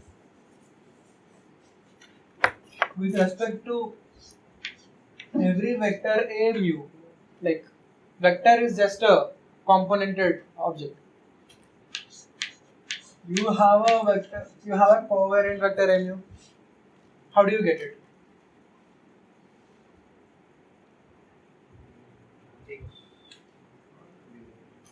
You are not supposed to think in terms of transpose because I told you this is just an analogy. Don't try to make it transpose. All I just did is take the non-zero indices and make them minus. Does that apply for all of these or only for? All of this. Huh? 1 minus 1 minus 1 minus 1. You mean that? Yeah, I'll go there. So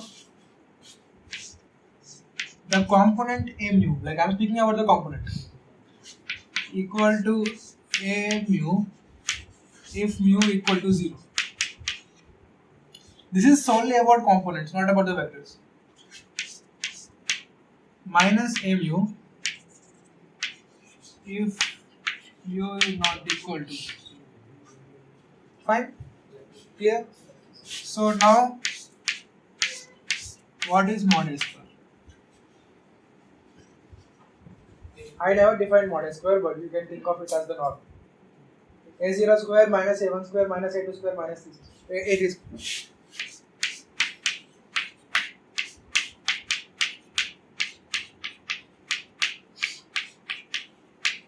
Fine?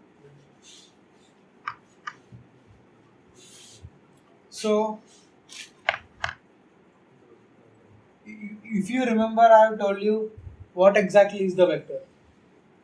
Something with an index this transforms in that way. I call it vector. What about stuff with index like this? I am again calling them vector, covariant vectors. Is this a vector? In that sense. Minus if a few things, it should work the same. Are you sure? What if I just accidentally write this as plus? Does it still work the same? So the definition I gave there, like if you remember,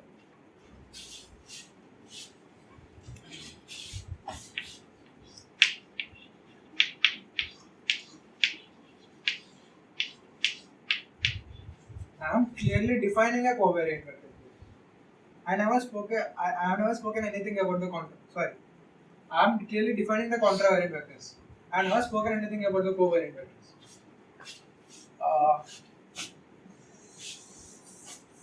Fine. So now consider a general contravariant vector.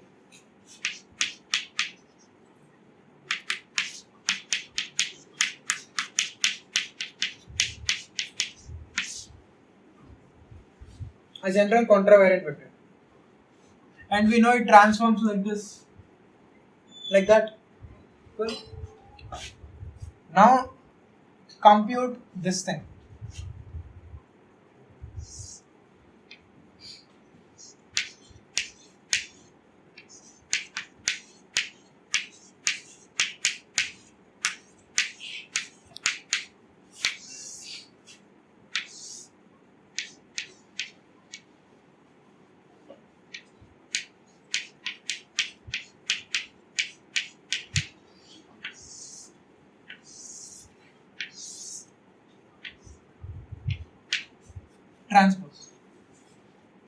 What do you think?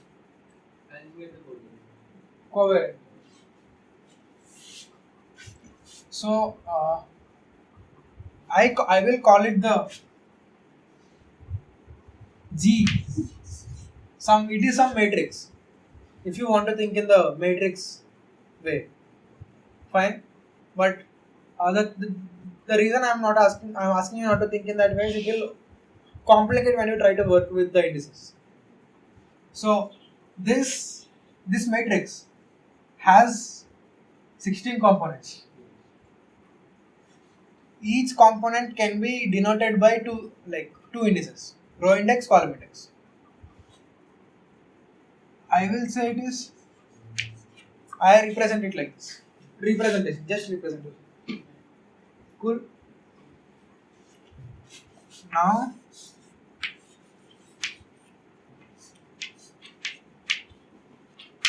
what does it give me with the Einstein summation notation?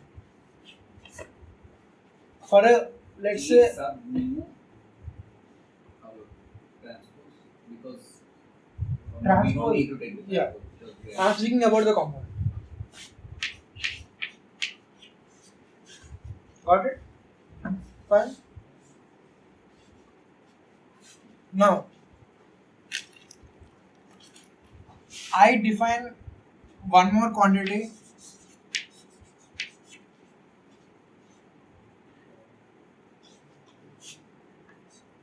equal to G mu. Do you see why I am defining this to be up, that to be down? I just at this level want to work with the Einstein summation notation. Fine. In special relativity, there is no difference between these two objects. Fine. I am just defining this to be this, like the G mu. Okay. I think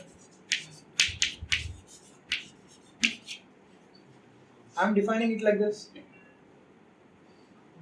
what's the point if then equal? If I write G mu nu here, A mu here, it will be confusing to use the Einstein summation notation. That is exactly why I am using it here in special relativity.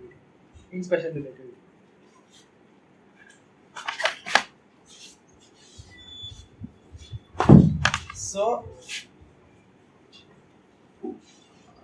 okay, so I can give you a better example. I took a transpose there, right? So it is AB transpose. AB transpose is B transpose A transpose. A transpose is something with the indices going up. Can you intuitively think that? Because see, before taking the transpose, the input I have has the index up, superscript. After taking the transpose, the index went down. So now you get why I am saying that. So if let's say I define this to be a matrix G, what is the transpose of it? G. What is the transpose of this? In this case, it's equal to That is exactly why this is coming. Now you understand? Don't try to overcomplify. So now if I take this G mu nu A mu, what will I get? Einstein summation notation. Okay? Okay? Superscript. Contravariant. Components of the contravariant. So now I define A bar mu equal to, previously this is a transformation of the contravariant vector, same equation. Fine. And if I try to do a Lorentz transformation, does this change? Does this matrix kind of thing? Is it a function of space and time? It is like some mathematical object, like the identity matrix. Okay, intuitively speaking, you write a rotational transformation as a matrix, right? And if you rotate it, the R matrix also changes. Fine. Let's say there is a vector V, there is another vector V prime in your coordinates, and you relate both of them using the rotational matrix. And now you rotate your coordinate system. The R has to change. But you also have a matrix 1 0 1 1 1 1 1 diagonal matrix, the identity matrix. Does it change when you rotate the coordinate system? Same argument goes here. So whenever I try to do a Lorentz transformation, the matrix eta mu G mu doesn't change. Fine. Now, from this definition or from this equation, you try to write here. A mu bar will be just G mu nu bar. G mu nu bar is just G mu nu because it doesn't change. Fine. A mu bar. Fine. Equal to gamma mu nu. This also can be written like this.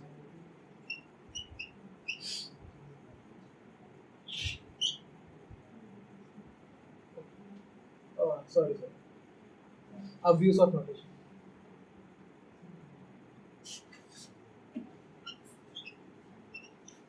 By the way, like there is a small question. Compute this quantity.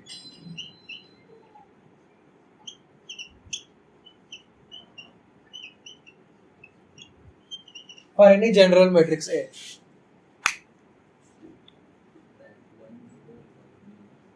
Can you see the question clearly? Is it clear? That is exactly why alpha is called a dummy index.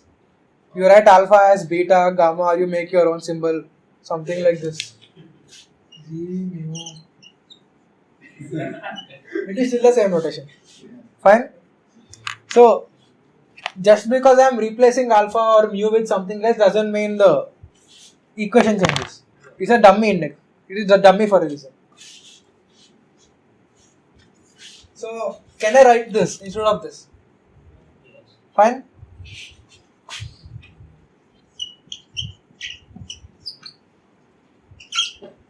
Fine.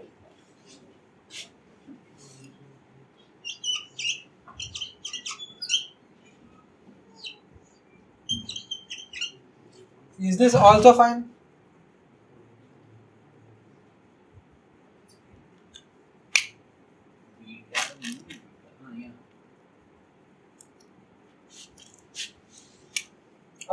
Now, this one, this matrix, the Lorentz transformation matrix.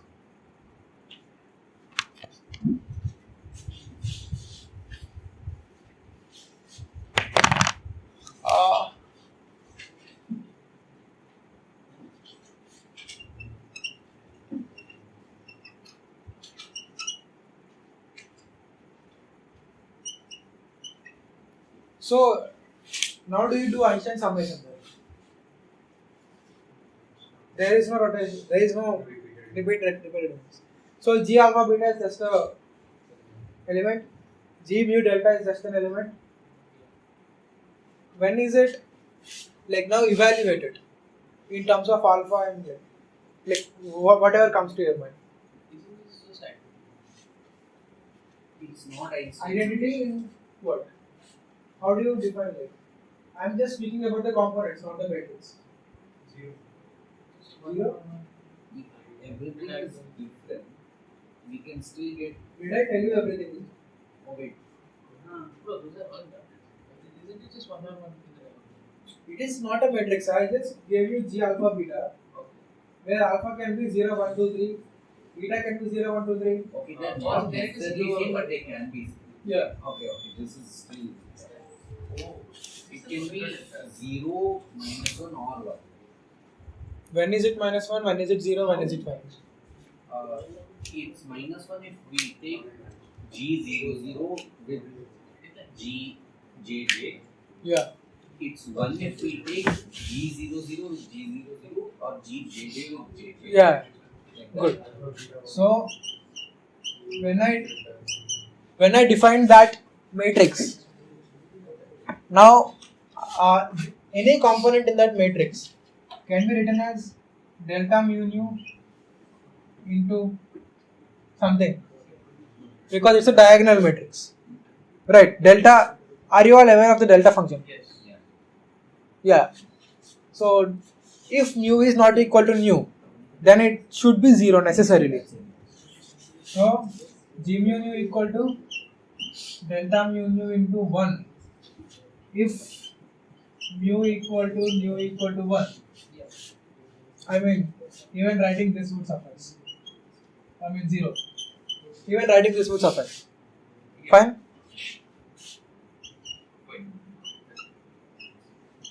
This is just it works.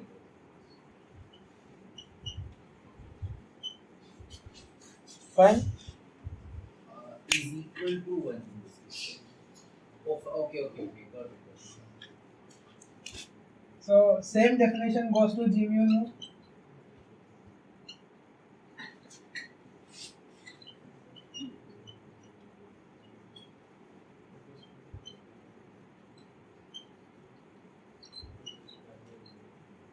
So I am defining this as like upper and lower indices just for my sake of convention. Fine, delta mu nu is mu equal to nu, and you know the definition, right? Even if it is the lower index. Are all of you fine with delta being this lower index element or upper index element? Fine? Just some notation. Now try to evaluate this.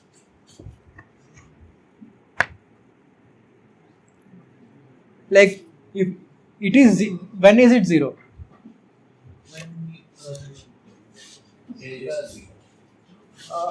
Just tell me, when is this element 0 in terms of relation between alpha, beta, mu, delta, mu, delta?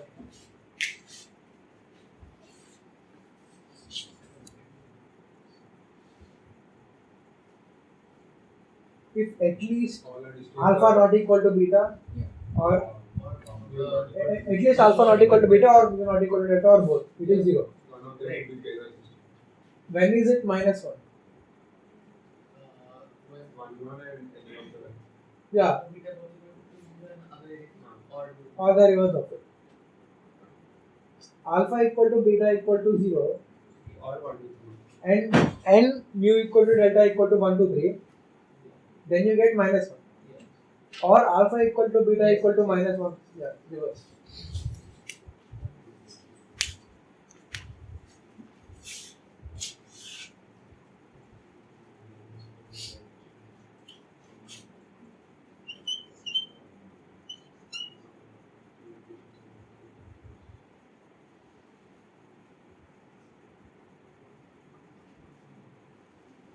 Or try to compute this quantity.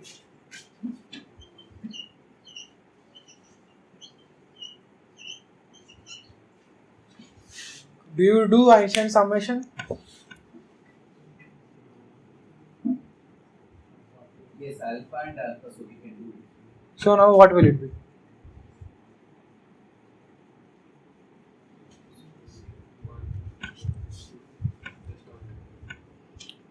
Yeah, 1 or 0. There's no minus 1. G alpha 0 G. How is it possible? 1 or 0. Yeah, 1 or 0. Just write it like this. So This it is- comes to 1. 1 or minus 1 something. This will also be delta. So, yeah. So I will expand it for you. G0 beta, G0 mu plus G01, G01 plus G02, G02 plus G03, Now the G03. last week and this week. What? Yeah. Oh, sorry. My bad. Sorry.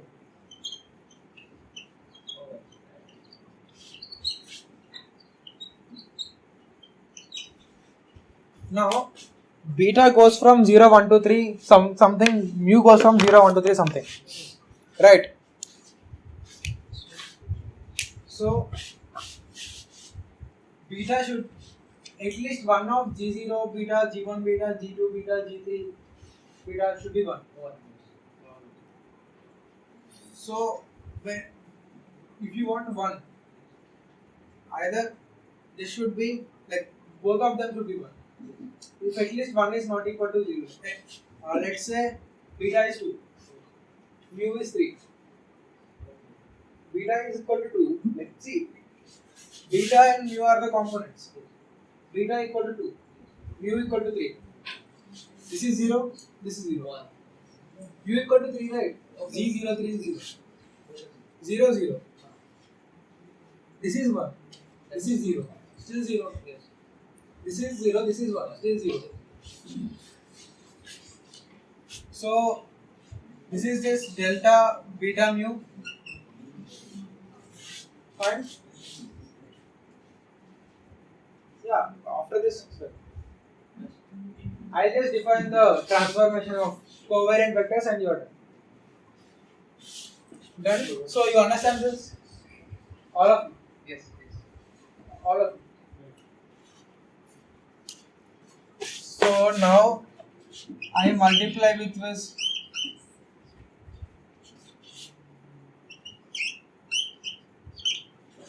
Now what is this? G mu lambda into G mu alpha. From there you can see delta alpha lambda. Do you see this? G mu lambda, G mu alpha. Delta? Mu is the repeating index.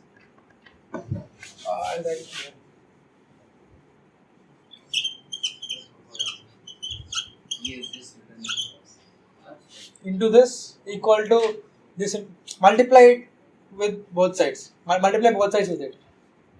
Do you understand? So what is this thing? Delta alpha mu. Sorry, delta alpha lambda. So I will replace this with delta alpha lambda. Delta alpha lambda into a bar alpha. This is still like in ancient summation. So you sum it over delta 0 lambda a bar alpha. So at least one of these indices will be a lambda. So lambda lambda 1. The delta lambda. So you get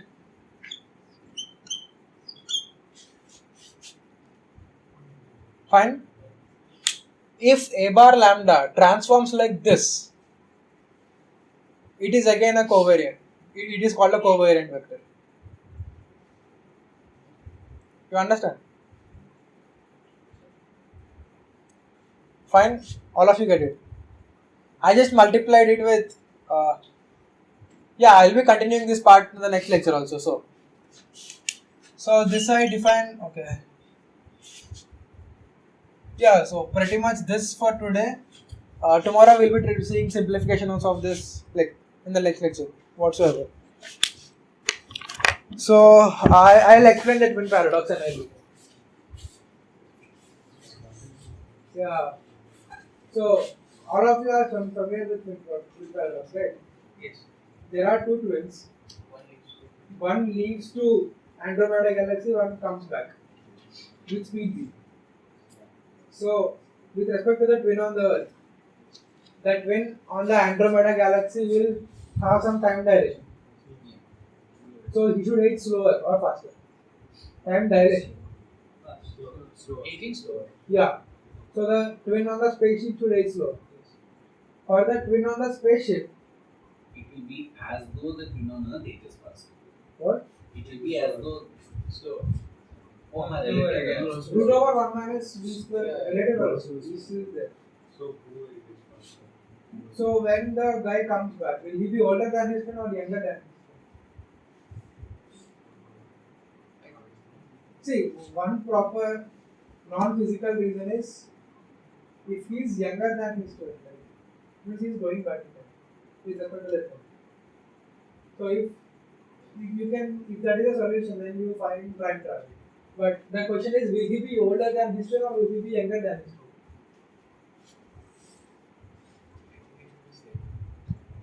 Same age. When they come back, doesn't coming back means that they will change their velocity in the opposite direction? Yeah. It's acceleration. Yeah. So is it still an inertial frame? No. But you can still make it as a toy model of non-inertial frames where the frame abruptly shifts. So the obvious reason is that you can't change your frame just like that without acceleration. But imagine that that is a galaxy, this is a galaxy, this is Earth. The guy goes on a spaceship from here to there at a very great speed. Immediately when he goes there, he jumps into another spaceship which will be coming in this direction. It's a toy model, so no change in velocity of that ship. Now think what happens. Yeah, the eyes still have it. Yeah, it's a toy model, that's why. Doesn't work in real life situations. You can think about it later. Like, just tell me who is older than who in the next class. That is your assignment, and if you want to read and solve problems, then you can solve problems from Griffith's electrodynamics. Last chapter. Last chapter.